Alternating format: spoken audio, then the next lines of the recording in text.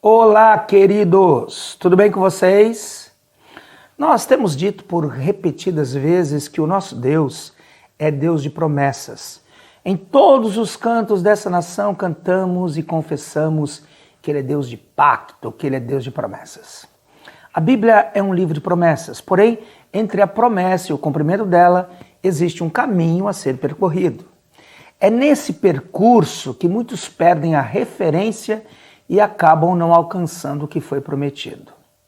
A vida de Abraão ilustra muito bem este assunto. Deus prometeu dar a ele um território, uma descendência incontável e também uma cidade celestial.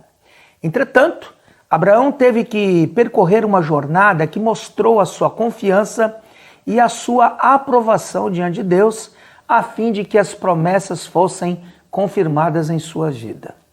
Nesta meditação, veremos alguns aspectos da história de Abraão que nos servem de exemplo, de modo que alcancemos a promessa. Assim sendo, uma pergunta se torna inevitável. O que fazer quando Deus nos faz uma promessa? Quando Deus promete, em primeiro lugar, precisamos ter calma. Em muitas situações, teremos que vencer a nossa alma para não nos precipitarmos. O tempo da espera é um tempo duro, porque nele passamos pelo teste da dúvida. Quantas vezes o inimigo invade os nossos pensamentos com palavras que roubam a convicção na promessa que nos foi feita? É nessa hora que muitas vezes lançamos mão de alternativas que não vêm da parte de Deus. Deus prometeu a Abraão que ele e Sara gerariam um filho e que esse filho seria o filho da promessa. Porém, o tempo passou e o herdeiro prometido não veio, o que fez com que Sara apresentasse a Abraão uma alternativa.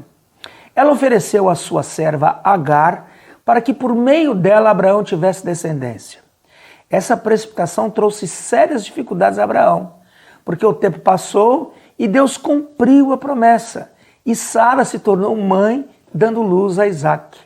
Porém, Agar já havia dado à luz a Ismael 14 anos antes e os problemas se tornaram inevitáveis.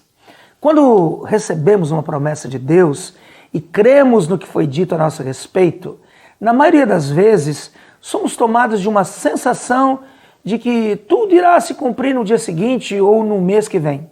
Que bom se sempre fosse assim, mas sabemos que nem sempre é assim. Na maioria dos casos, teremos que perseverar alimentando a esperança diariamente, a fim de não abandonarmos o que nos foi prometido. Em segundo lugar, é necessário termos uma visão de Deus. Podemos ser iludidos pela nossa própria cobiça e perdermos o foco da promessa. Quando Ló se separou de Abraão, Gênesis 13:10 diz que ele levantou os olhos e viu toda a campina do Jordão que era bem regada. Aparentemente a escolha de Ló foi boa, porém dessa forma ele foi parar em Sodoma, onde os homens eram maus e grandes pecadores contra o Senhor. Por outro lado, no verso 14, Deus mandou Abraão levantar os olhos e lhe mostrou a terra que ele iria dar ao seu servo. Veja a diferença. Ló escolheu o segundo que viu e foi na direção da sua própria ruína. Abraão ficou com a terra que Deus lhe mostrou e foi na direção da bênção.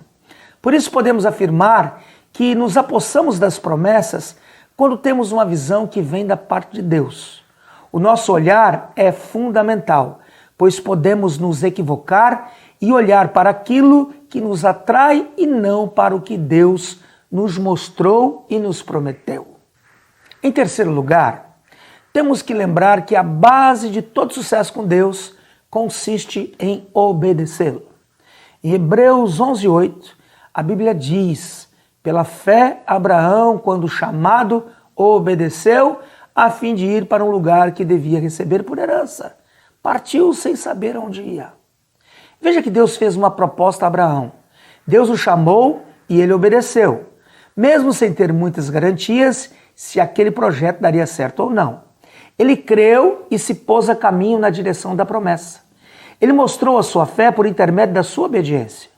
Muitos dizem que creem, porém não obedecem, o que comprova que, na verdade, não creem, porque se crescem, obedeceriam.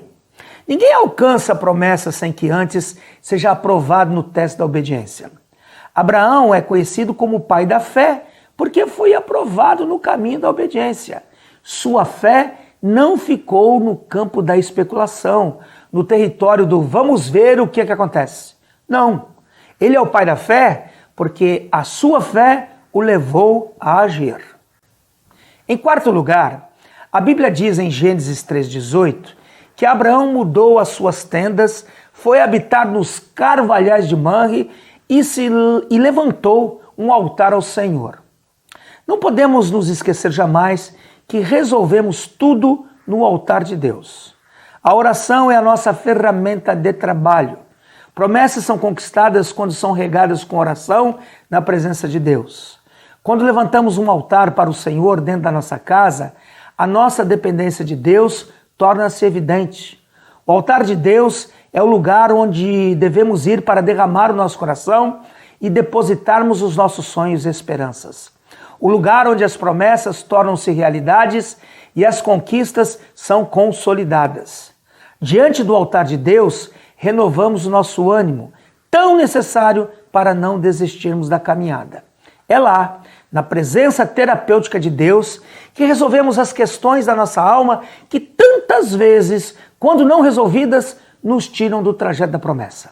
É ali, no altar de Deus, que apresentamos o nosso coração limitado, mas que, reoxigenado pela graça divina, se recompõe e permanece firme, sustentando a confissão da esperança, na certeza de que aquele que fez a promessa é fiel para cumprir. Pense nisso!